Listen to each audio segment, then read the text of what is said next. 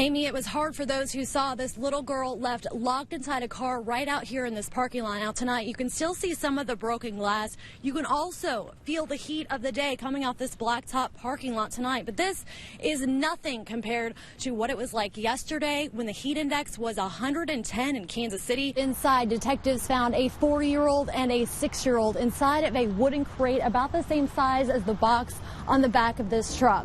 Now, they were left alone in filthy conditions with no water and no shoes on their feet. Now, they're telling me no arrests were made inside the fences here, but you can see just outside the fence 2 girls sit there on the sidewalk in handcuffs right now. Also tonight, we saw several fights and teens jumping these fences to get back in. The little brother and sister believe it was Wolverine here who helped protect them.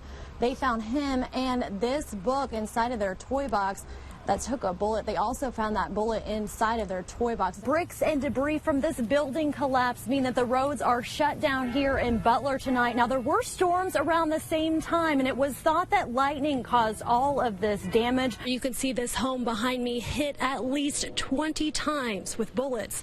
One of those bullets taking the life of an innocent 3-year-old boy. We are at Danforth Chapel here in Manhattan, where the K-State Marching Band is practicing right now with their director. And for the first time, we are hearing from Dr. Frank Trace about the now controversial formation and the sanctions he and Kansas State University are facing. These creepy, crawly, soon-to-be noisy cicadas are hatching and taking over neighborhood trees here in the Northland. I mean, just check out this one tree in this couple's backyard. There are thousands on the ground, on the trunk of the tree, and even the leaves. And it's not just here. But get your cell phones and cameras ready, because this beautiful backdrop of 1 million sunflowers only stays this bright and open for about a week. Right. Jamie Oberg talked with the woman who was in the right place at the right time to save that baby's life. It is a story you'll see only on 5 tonight. Jamie is live outside Famous Footwear in Merriam tonight, where it happened. Jamie, this is so hard to even think about. Amy, it was hard for those who saw this little girl left locked inside a car right out here in this parking lot. Now tonight, you can still see some of the broken glass. You can also feel the heat of the day coming off this blacktop parking lot tonight. But this is nothing compared to what it was like yesterday when the heat index was 110 in Kansas City, and the manager of Famous Footwear was going to do whatever it took to try and save that little girl's life.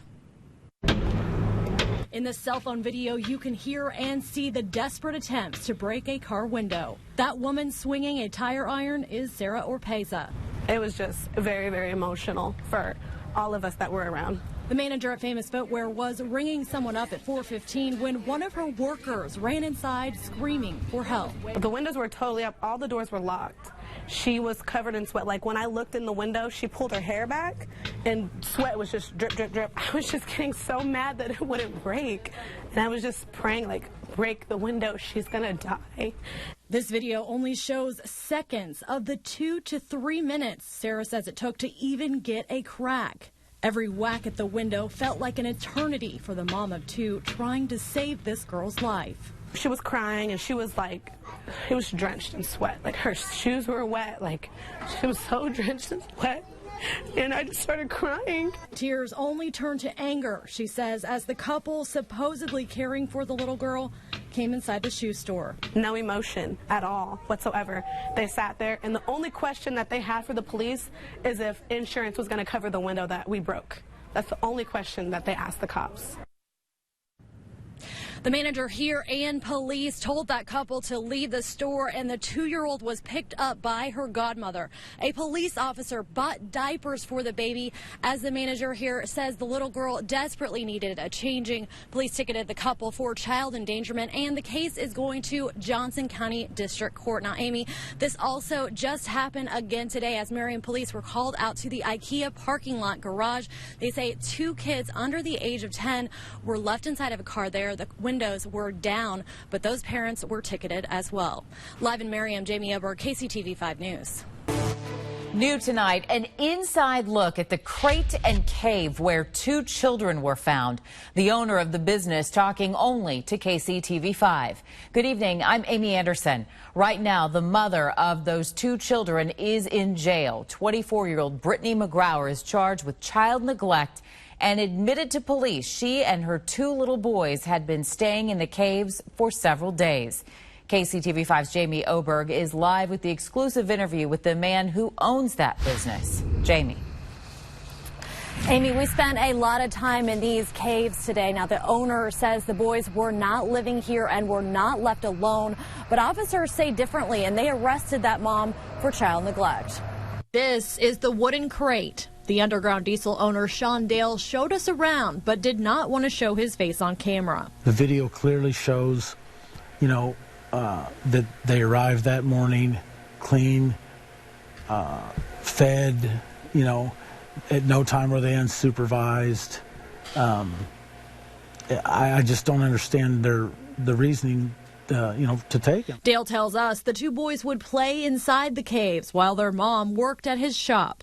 The kids asked to come down here all the time. Just, can we go to the cave? Can we go to the cave and see the trucks?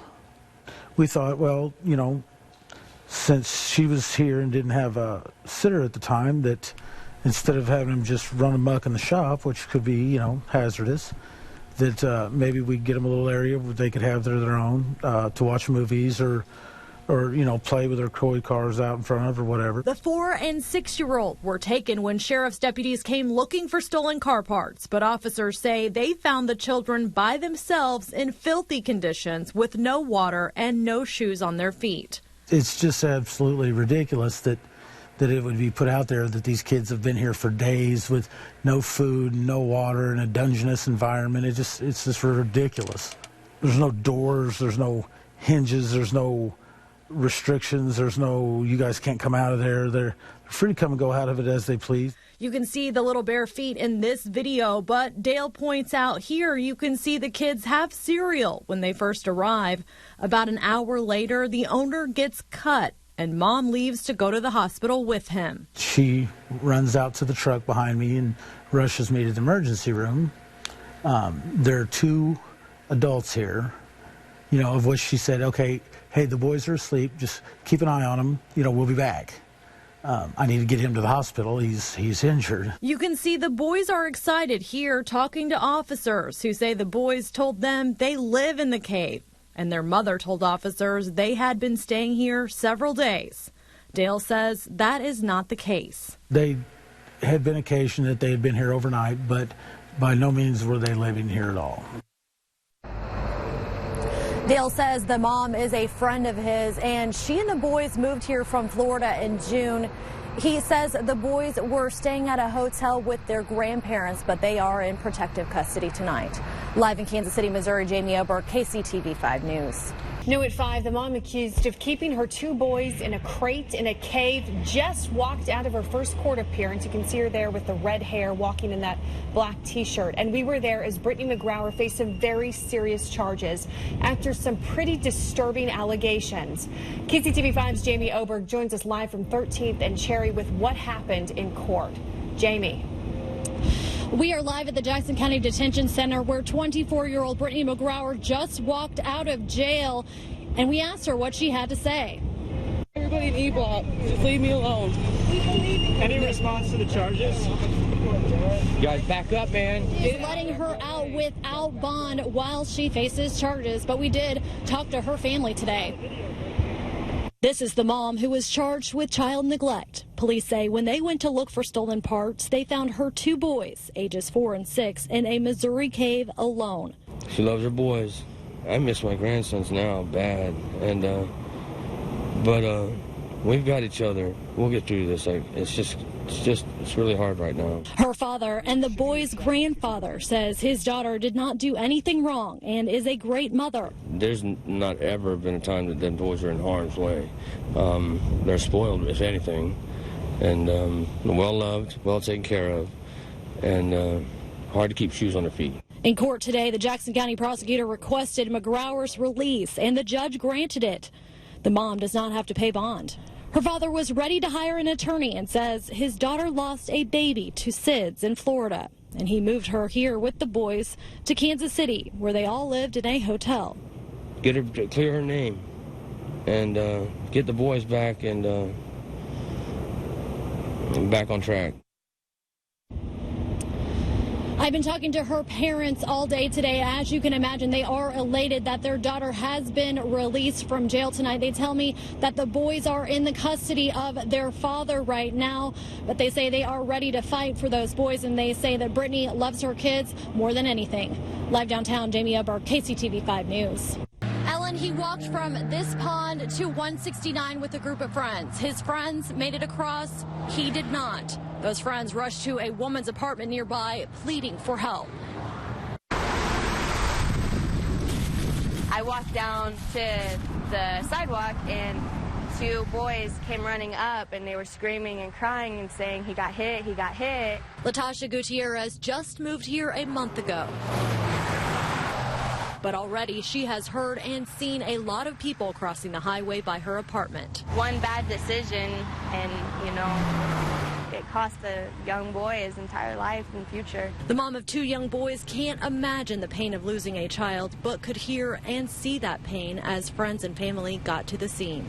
I felt her pain, losing a child. I can't imagine what she's going through, and just seeing the boys, I mean, they didn't know what to do. They were just very terrified, and we walked over closer to them and trying to see if there was any way we could help, but at that time, the police were already here, and so were the ambulance, and then that's when the police finally came and took them and, tried to comfort them and try and figure out what actually happened. Police say a group of teens crossed here on Highway 169 at night, and unfortunately one of the boys didn't make it. The 13-year-old died at the scene.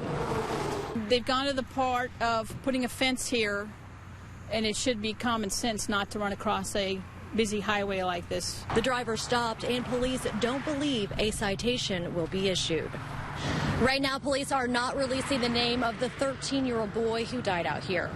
Live in the Northland, Jamie Oberg, KCTV 5 News. Ellen, here at City Gym, they are open to any gender identity or expression, and one of the members here just got back from that award show after sharing his transgender story with the world. Just before Caitlyn Jenner made her inspiring speech. My childhood wasn't the best. Nearly 8 million people watched this Google ad, giving them a glimpse of Jake Nothenagle's journey. That was our bonding experience. I just want to feel accepted. That's the only thing. That's the only thing I hope for in the future, is that society will accept everybody for who they are. Jake was born a girl, but his transition to become a man began 3 years ago. A group of friends on the same path here at City Gym made that journey a whole lot easier. I like to think of it as one of the best decisions I've ever made.